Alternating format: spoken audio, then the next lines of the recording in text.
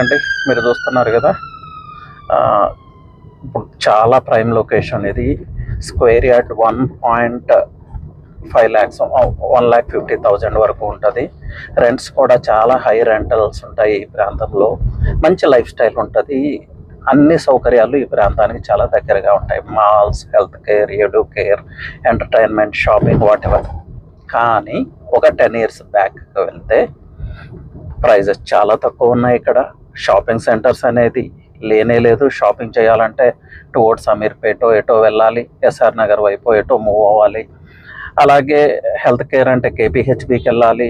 Educational facilities కూడా చాలా అంటే చాలా తక్కువ, బయటకి ట్రావెల్ చేయాల్సి ఉంటుంది. సో ఇదంతా ఎందుకు చెప్తున్నాను నేను, రియల్ ఎస్టేట్ ఇన్వెస్ట్మెంట్ అండి. ఇన్వెస్ట్మెంట్ మనం చేసేటప్పుడు డాట్స్ని కనెక్ట్ చేయాలి, ఫ్యూచర్ని ఎక్స్ట్రా ఫాలైట్ చేయాలి.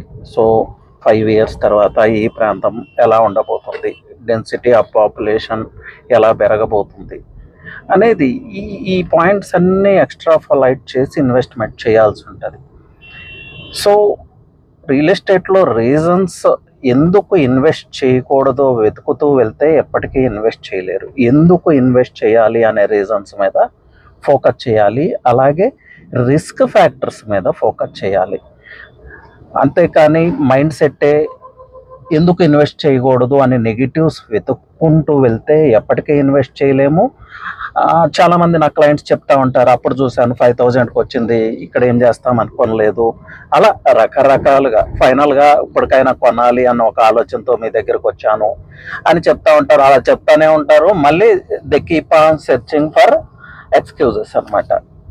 సో వెల్త్ క్రియేట్ చేయాలా, నెక్స్ట్ జనరేషన్కి కొంత వెల్త్ ఇవ్వాలనుకుంటున్నారా, సో డాట్స్ కనెక్ట్ చేయండి, ఎక్స్ట్రా ఫాలైట్ చేయండి, సైంటిఫిక్ వేలో రియల్ ఎస్టేట్ ఇన్వెస్ట్మెంట్స్ చేయండి. అలాగే రిస్క్స్ కూడా క్యాలిక్యులేట్ చేసుకోండి. బ్లైండ్గా ఇన్వెస్ట్ చేయమని నేను చెప్పట్లేదు, బట్ ప్రాపర్ వేలో ఇన్వెస్ట్ చేయమంటున్నాను. సో దూరము ఇంకొకటో ఇలా ఎక్స్క్యూజెస్ ఎతకొద్దు. So thank you.